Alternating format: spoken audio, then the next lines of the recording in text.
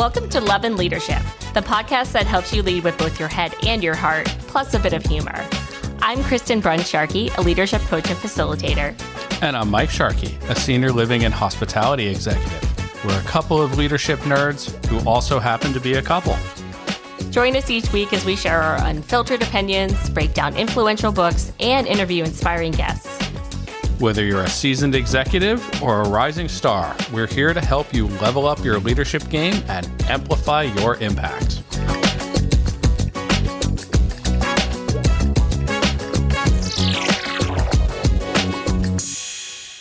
Hello and happy holidays from Love and Leadership. You may have noticed our episodes have been very sporadic since returning from our baby break. We've been navigating some family health challenges and things have been crazy, but we are still here, just quieter. And it is currently the week of New Year's, and we wanted to re-air our personal annual review episode from last year. I love doing this ritual around the new year and taking some time to reflect on the previous year and set my intentions for the coming year. So we have that episode for you, and there's also an updated 2025-2026 version of this PDF that you can use to follow along, and we will put the link for that in the show notes. I hope you're having a wonderful holiday season. We'll be back in the new year with a brand new Leadership Book Club episode to start the year. And just thank you guys so much for listening, and here's the episode from last year.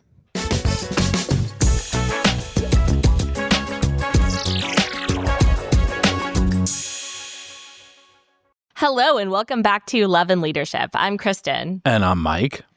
And we have a bit of a special episode today. This is airing on Christmas Day, so Merry Christmas if you celebrate that. It's also the first day of Hanukkah, and I think Kwanzaa. That's also pretty late for Hanukkah. It's pretty late for Hanukkah, yeah. I think Kwanzaa even falls like right around, like the 26th. So they're all like really close together this year. So happy holidays. Happy holidays. Whatever you celebrate, or if you celebrate nothings, happy time off, whatever it is. And we expect probably not a lot of people are going to be listening to this on Christmas Day, though who knows. But I wanted to do an episode specifically for this week because it is one of my favorite weeks of the year as a time for reflection and kind of setting intentions for the new year. I just think it just provides such a natural point where things just slow down. The actual work part of work for most people really slows down. And after Thanksgiving. Yeah, after Thanksgiving, yeah. It sounds like a 2025 problem. And it really just provides a good opportunity to kind of set yourself up for the new year. So this is a little bit of a special episode. We'll keep it relatively short, but I have a process. We'll see about that. Through. I guess I should never say that. I'm setting us up to like record for forever anytime I say it's going to be a short episode. So we'll see. No guarantees. So I guess a starting point for this is, what is a personal annual review? I know the first time I said this, Mike was like, that sounds like a performance review.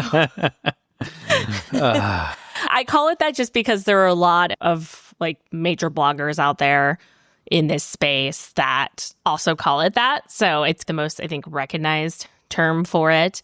But I've done variations of this for probably 15 years or so. Not every year, but the years I do it, I really appreciate it. Can I take a moment and rant against self-reviews that companies make you do? Like, you know, we had a great guest yesterday. I'm sure she's airing after this. Yeah, late January probably. She talked about one of the things that made a great leader was find someone who sees things in you that you don't see in yourself. Now, while I very much believe in an annual review, a daily review, a weekly, all this self-reflection, introspection, you should expect that people that are farther along in their career journey, life journey, or just have a different perspective and can share things with you that you can't see for yourself. I think that's the whole idea. And I want to take a moment to say, I think the self-review is pretty lazy. It's good to make especially young leaders do it. the self-reflection and introspection should be something that is taught in school and probably is not. And I'm a big believer in that. You should be doing that, but the company's not taking the time, especially at like higher levels, like to sit down with their teams and say, hey, this is what I saw this year. This is what you did. This is what I think you can improve on. Where do you want to go? What do you want to do with your life, with your career here in the future? I think that's a real missed opportunity. Are you talking about like a self-review in place of a performance review? Well, that's been my reviews for the last 10 years. Okay. They make you do a self-review, and then your manager will maybe comment a little bit on it and probably just forward it ahead without much comment at all. Okay. Yeah. The companies I've worked for, the self-review happens first, and then there's a manager, sometimes a peer feedback, ideally a peer feedback collection process, and then the manager writes a review. I have a lot of feelings on performance reviews because I think they're largely, if you're doing your job as a manager, there should be no surprises in them. Yeah, that was an interesting, and that's part of my life is we're giving daily feedback and correction and trying to move. There shouldn't be anything that you don't know in a performance review. We've been talking about it every day. Yeah. They're kind of last year, if you will, or I don't know if they're outdated, but they usually are, because usually, especially bigger companies, I feel like the review cycles are, you're talking about the previous year when it's like April, because that's like when the performance increases are and things like that for a lot of companies. Yeah, I had a company like give out year-end bonuses based on wanting to base percentages on a review that was done in the early spring for the previous year. And if you have not changed in 9 months, I don't know. It's not an efficacious process or a purpose-driven one. It's like a formality, and I understand why managers hate doing it, but I think you should invest a lot of time. If you're gonna give somebody a review, you should be very thoughtful and supportive. I agree. Yeah. Yeah. I always took them in, it's when you have like 8 or 9 of them to write, it's very time intensive, but yeah. I always tried to. It is, but seriously. It's the most important thing is developing your team, developing your people. Mm-hmm.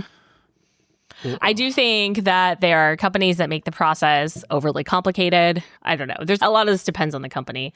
I don't have problems with self-reviews as a concept as long as they're being used in the context, because I think it is actually a very good practice to just keep track of your accomplishments. Sure. And if you do that, then writing your self-review is actually pretty easy, unless it has an overly complicated formula and all of this stuff that it often does. But in theory, I don't have problems with it, but the actual execution varies a lot by company. Yeah, I agree. I love the idea of it. And I'm going to tell a story to start this off. Sorry. See, 7 minutes in and we haven't even started on the main content. I never should have said it. And I'm going to bring up Jocko. And this is not from Extreme Ownership, How U.S. Navy SEALs Lead and Win. It's from a podcast that I heard him talk about this. And he said in the Navy, this is very much, at least while he was there, this is very much like a normal corporate performance review. 1 to 5, and it's pretty, I don't remember exactly what he said, but it's really the kind of stuff that you would normally see written by an HR department that is not an ops department. And he had someone on his team come to him who he had given a 4 in a certain way or in a certain category, and the guy came to him and he said, I think I'm a 5. And Jocko sat there and he read the description of what it was. Like a 5 is someone who's a recognized expert in this field and is sought out for his assistance by not only his current unit, by other units. And as he kept reading this, the guy was like, okay, maybe I'm going to get out of here. And Jocko was like, do you really think you're a 5? And he was like, no. But then he talked about, and I think they had like some kind of forced ranking where you could only give out so many 5s, only so many 4s, that sort of thing. It was a standard like 3-page document in your HR.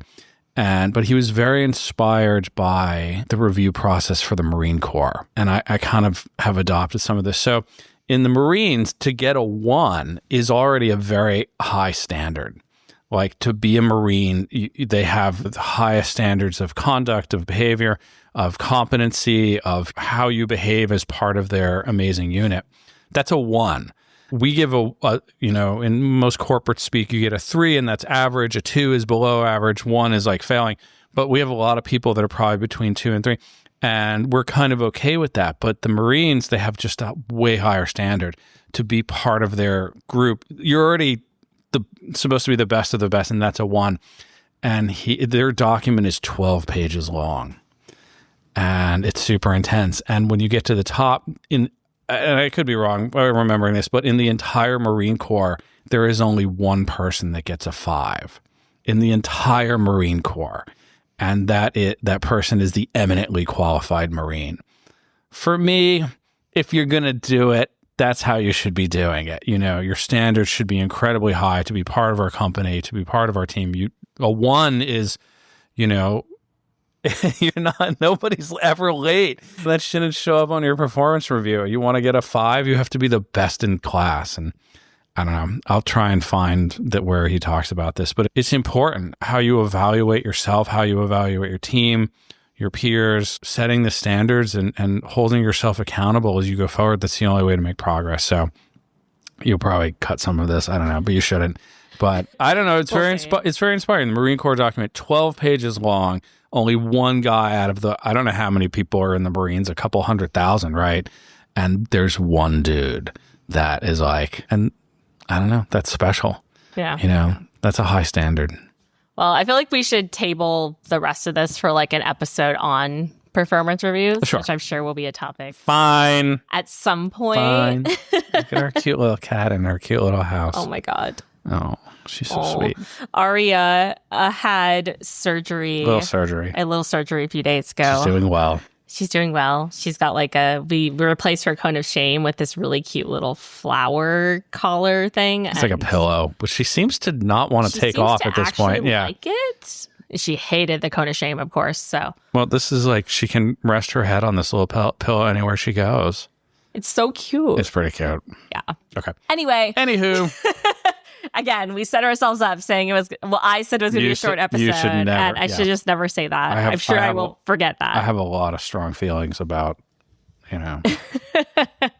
Okay, well, so the purpose of today is to not talk about your like official corporate performance reviews, but this is a review for yourself to reflect on your progress, both personal and professional, from the past year, your learnings, challenges, and set your goals and intentions for the coming year. And I love doing this the week between Christmas and New Year's.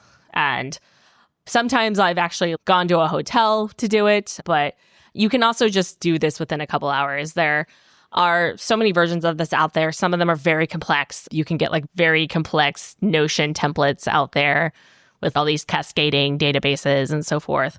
But you can also keep it pretty simple. And I've developed a process that is, I think, a little more involved than like just a quick 2 or 3 question one, but it's simple enough that you can do it within like an hour or 2 of reflection. And for me, that's generally a good point. And then I'll probably go deeper into the goal stuff myself for like business goals and such. But I wanted to walk you guys through that for this episode. And I also created a workbook that goes with this. It's like a 20-page PDF that you can download for free. So if you want to download that and follow along, the link will be in the show notes. 20 pages. Jocko would approve. Well, it's a workbook, so there's a lot of like, space to fill in things. But it's something you can just print and go through this. Well, I should do this yourself. Right? Workbooks. I also printed out a copy for Mike. I'm not a real workbook kind of guy. I think it's a super valuable process, though, to like actually put it on paper. I would never do that in the past, but after I read The Gap and the Gain, which we really should do just because it's such a good book, and he made you go back and like kind of list where were you 10 years ago? Where did you think you would be, and where So when you really list your 10-year wins, okay, all right, I'm doing okay. I can ease up on myself a little bit. Well, there's a tremendous amount of value around writing things down, and I hate handwriting stuff personally, but there's so much value in doing it. And there's a lot of like research that backs it up as well. So you can do whatever works best for you for any of this stuff. But I definitely like writing it out, whether you do it in a journal or workbook, or you can do it in Notion or your computer, whatever it is. Just the process of writing it out, I think, is very helpful. So there's 3 parts to this. The last part's very short, but the first part is starting off with reflecting on 2024. So the first part of that is celebrating your wins. So what were your biggest accomplishments of the year? And taking time to write this out. There are other exercises out there if you need to go through a process to help remember. But like we talked about as a hot tip for self-reviews, for performance reviews, if you are keeping track of your work accomplishments, it's much easier to do it. And you can do the same for non-work accomplishments as well. This process, I designed it so you can use it for life and work, or you can specifically focus on one area of your life or work if you want to. So it's very flexible. But yeah, listing out all your accomplishments is a really good way to start. Like what were you most proud of in 2024? And I also like to ask, what was a risk that you took in 2024 that paid off? Because it's good to reflect on that. We'll talk about challenges later on in the section after this. But take some time to reflect on what risk did you take that paid off? And then if you could relive one moment from 2024, what would it be? And writing that out is a nice process to go through. I'm totally going to do this. Yay. I will do it. I'm excited. I mean, we kind of talked out a version of this, but I we really talk about this stuff all the time. We do, but it's really nice to just write it out and go through the process. So the next section is talking about challenges. And I keep this really simple. What didn't go well this year? What were the biggest challenges that you faced? And listing those out. And then also listing out what were the most important lessons that you learned this year as well, which can be related to the challenges or maybe something else. But just taking time to summarize out what were your main learnings and what might you want to do differently. I think we should talk about it a little bit too. These can be both personal and professional. And I'm a big fan of grouping stuff. It's easy to set a goal at the end of the year. Okay, I'm going to go to the gym. That's not really going to work. You have to have at least for me, I think it's better to set higher level goals that say, I want to focus on my health this year. And here are some things that I could do. Because maybe you'll go to the gym for 2 months and then you won't want to do that anymore, but you'll want to take walks and go on hikes. You have to set more overarching directions.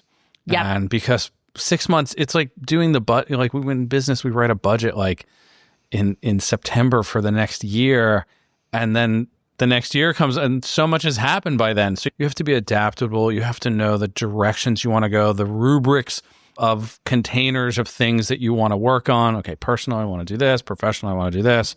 And I think it's helpful to separate it too, because your personal success is not always your business success or your professional success. Or some years, maybe you're going to make more progress on your career, and some years, maybe you're going to make more progress on yourself. I don't know. You have to. And I really like looking at them together. I mean, thinking about goals from a life and business perspective, right? Because both of those, I might do a more involved process on my business goals. Yeah. But when I'm doing this process, I like to think about them holistically because they all impact each other, right? I mean, my health has a huge impact on how I show up in my business. Sure. So when I'm doing annual planning, I like to think about it more as a parts of the whole. And we'll get into this a little bit in the next part as to breaking out different parts of your life and how you can do that. So the last section of the reflection part that I like to do is recognizing patterns. So this is thinking back on your year. I like to assign 3 distinct words that would summarize the year for you. So in these, I say distinct, this doesn't need to be a 3-word phrase, be 3 separate things. So whether it was meaningful or challenging or whatever it is for you, healthy, whatever those words are, but kind of using those words to recap. What was this year like for you? You're a good coach. This is very smart. Oh, thanks. Yeah, the Marine Corps could learn a thing from you. Actually, of course, I found their form already in the Jocko podcast, which I think is worth linking at some point. We can link that in the show notes. It's really inspiring. He's a jiu-jitsu guy too, and the core principle of jiu-jitsu is just always getting better. You're never done. There's always something you can improve on.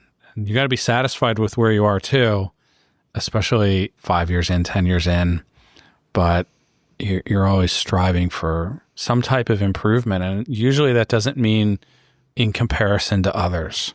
Mm-hmm.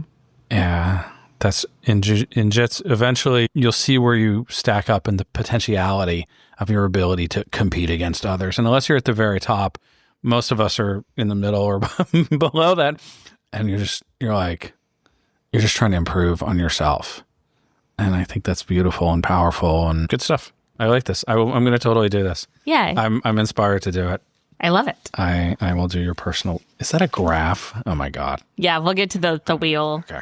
All right. She's got a graph. It's one of my favorite coaching tools. It's a very core coaching tool. So the other part of patterns, of recognizing patterns for the year, I really like this. Sahil Bloom has his version of the personal inner review is 7 questions. And 2 that I really like to incorporate are reflecting on your energy for the past year and like what were your patterns. So like what were the things that energized you the most in the past year and what were your main energy drainers? And that's just good information to have when you go into the next part, which is actually figuring out what do you want 2025 to look like for you. That's so good. I saw that. I was scanning ahead. That's so good. What gave you energy? Who said that? Who talked about that? It was in HR, one of our HR interviews. Was it Gianna? It was Gianna Driver. Yeah, it was Gianna Driver. And she's like, what gave you energy at work? Mm-hmm. Oh, there's some stuff that I just absolutely love that's not taxing on the psyche. Or it's like I could go in and do that every day. And then there's things that I just... Yeah. And, there's going to be some degree of life is having to do things that drain you. But the more you can optimize your life and your work so that you're doing more of the things that create energy for you and less of the things that drain your energy, the better off you're going to be. I love that. That's so smart. So that gets into part 2, which is the actual like designing 2025. So this is where I like to start breaking this out in 2 priorities. But first, setting a vision. So I started seeing like even some celebrities doing this. And I really like this where like picking a word that you want to embodify in the coming year. It's like, what is like your theme word for the coming year? And I really like doing it.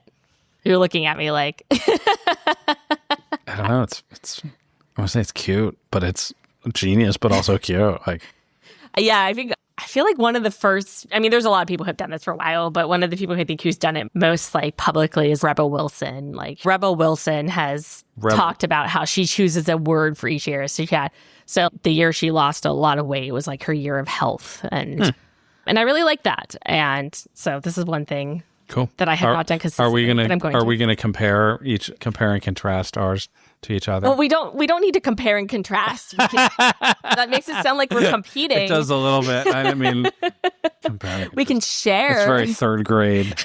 Compare and contrast.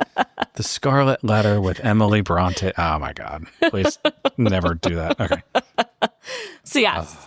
But no, I think it would be fun to go. We've talked about a lot about our goals already for the coming year, but I think it would be fun to go through these processes separately. This is very like formalized and organized.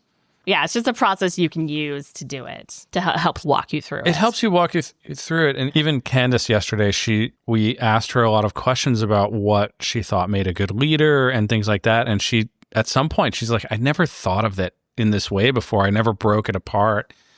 And because sometimes you do these things and you have some things you focus on, but when you make yourself write it out and slow down, and the writing is a very powerful thing too. You talked about that, but writing things out it probably engages a different part of the brain. It definitely engages memory in a different way. And you're going to pull things out that you maybe knew unconsciously, and you're going to get a better, broader perspective of them. Yeah, absolutely. It's very powerful. Even as somebody who doesn't like handwriting things down because I have ADHD and my brain goes a mile a minute, but I find it very helpful. So if I'm forcing myself to do it, like... Oh, it's faster than a mile a minute. It's like a mile a second. Pretty much. A mile a second. Yeah, always racing. Yeah. The other thing I like to do as part of vision setting is take like what would be an ideal average day in your life in 2025, especially if you think towards the end of the year. What would that day look like? And like write it out. and just kind of envision like, what would you like to do starting from when you wake up to when you're going to bed? What would your ideal day, but still an average day, look like? It's good for just help setting that vision. And then the next part of this is kind of my favorite, which is the wheel. You might have seen this before. It's called like the Wheel of Life. Oh. It's a common coaching tool. You can use it in many different ways, but it is a wheel. So the first thing you do is you start by identifying the 8 priorities in your life or 8 areas of your life that you want to focus on. So there's a lot of different ways. I don't pre-fill this because I think it depends on the person. You can do one that's like more focused on work. You can do one that has all your friends and family relationships together. You can separate them out. But some of the examples that I give for that are career and work, family, friends, health and wellness, finances, personal growth, romance, hobbies and recreation, spirituality, community, business, giving back, physical environment, like whatever it is. So you can pick out like what are the 8 that you want to measure and really give some thought to. And then you fill those out and like the labels around this wheel. And then you start by rating like where they are right now on a scale of 1 to 10, where 10 is you're very satisfied with that area of your life. 1 is not satisfied at all, right? And you can color this in different colors. So it's fun. I like doing a different color pen so you can see the different areas. But basically you fill it in. And if you're looking at the picture, like the actual workbook, this will be much more obvious. But you fill in the circles up to the rating that you're scoring it. And then you have this kind of visual representation of like, okay, what are these 8 areas of your life that you want to be measuring? And then how are you doing on them right now? Knowing that you're never going to be like completely balanced, right? So the next step in this is, and there's some space in the workbook where you can put your rating for each and then also add notes, comments for each of them, any kind of initial ideas for goals and things you might want to focus on. But the process after that is identifying, okay, which 3 to 5, I would not do more than 5, are the areas that you want to focus on and what do you want to achieve within them. So that kind of gives you some ideas for goals you might want to be setting for these like bigger picture goals that we're going to get to next. I'm looking forward to it. Nice. I'm going to use my bougie titanium pen. Of course you are. Well, it's light. If you're going to write things, like handwriting to me is important and taking the time to like letter, you know. I like just like pretty color pens. So I guess, similar but different. Girls but are girls. So the last part of this is the actual like goal setting. And there are so many different ways to go about goal setting. And you might already have your own preferred way to do this. I like to start with a few big goals for the year, and then you can break them down. So then once you have those main goals, you can actually split out like, okay, what does that look like for January? What do I want to accomplish? So if I have an overall goal around health, like maybe that means in January, I want to get to the gym 3 times a week, like whatever it is. So I like to set some bigger picture goals for the year, and then you can go and break those down when you actually get into your more like monthly, quarterly planning, if you do that from there. So identifying, since you have like all what you identified within your Wheel of Life part of this, you then pick what are your 3 big goals for the year. And I would keep these measurable, but pretty high level so that you can set these more specific goals for a given month or quarter within them. And the other things that I have within this section for you to identify for each are how will you measure success? Because if a goal isn't measurable, then it's not really a goal. I know people like talk about SMART goals and are so sick of hearing it's about SMART goals, but it is true. And if you have not been overwhelmed with hearing about SMART goals. Well, I think you can measure. How you measure is up to you. Measurement could also be a feeling. Yeah. There's many ways to measure goals. How do I feel about what I've done? Yeah, like you can be like, I will rate myself how I feel about this at the beginning and rate how I feel about it at the end. That's a measurement. You don't even have to rate it with a numerical scale. I like. No, for sure. KPI. No, you don't necessarily need KPI. I mean, like, this is for you, right? It's for you. So you can do what is most helpful for you. By the way, if you are not familiar with the SMART goal framework, SMART stands for specific, measurable, achievable, relevant, and time-bound. So just know that. Mike is looking nauseous now. I think you can go too far with some of the... You absolutely can, right? And this is a personal preference. Some people have like extremely detailed goal-setting processes. And I'm just not that organized. Like, I'm going to... What works for you? Yeah, I'm going to write this down and I'll probably maybe look at it once in June, you know. Yeah, which is fine. Everybody's different. Some people need daily reminders. Some people like just set out on the journey and just adjust as they go. It's about knowing yourself. Absolutely. This is very much about knowing yourself and adapting the process for what works for you. And the more you do it, the more you'll get preferences on like how you like to go about this in a given year. But yeah, so for each of these 3 goals, identifying how will you measure success, however that is for you.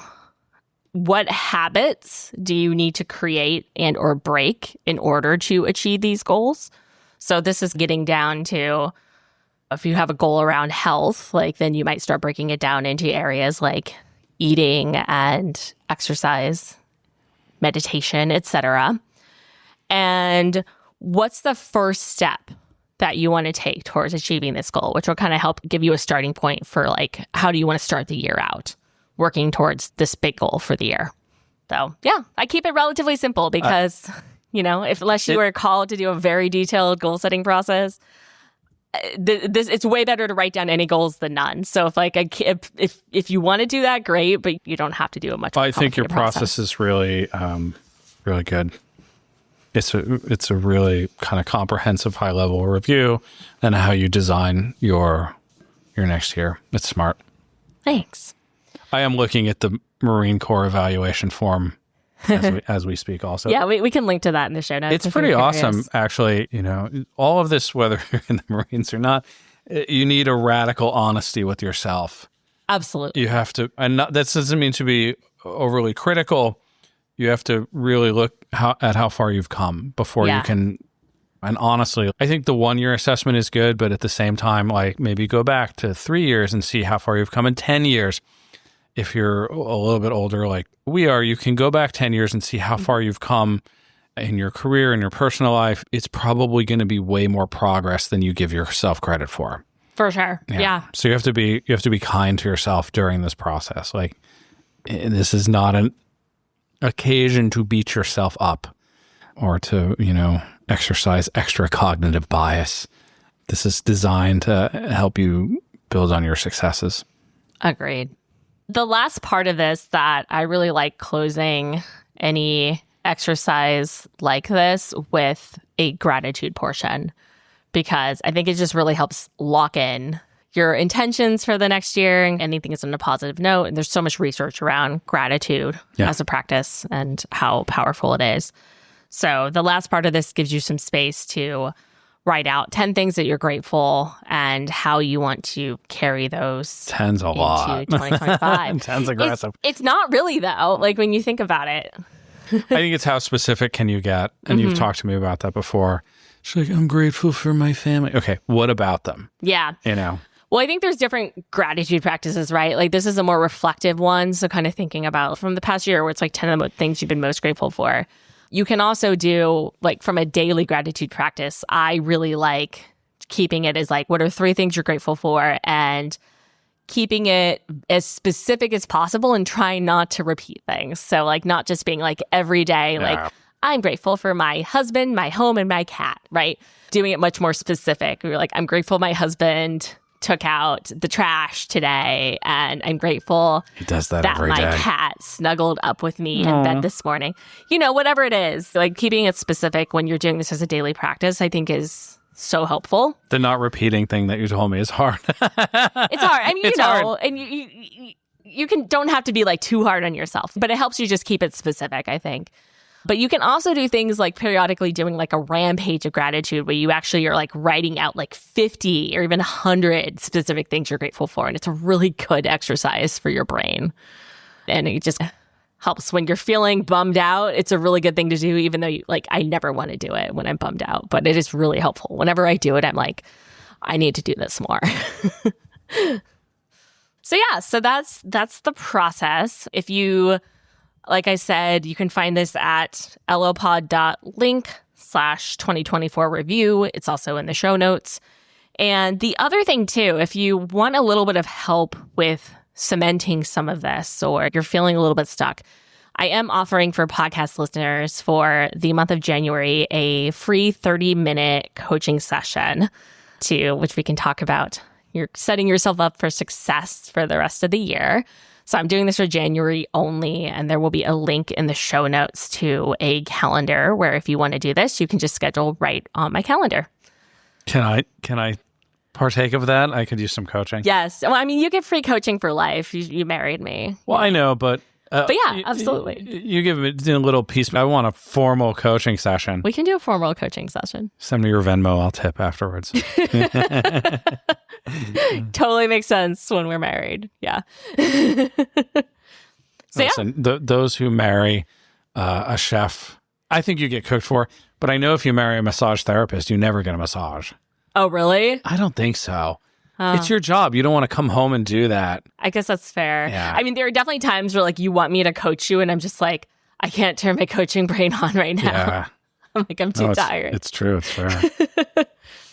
But yeah. I think that's the episode. Unless you have anything you want to add.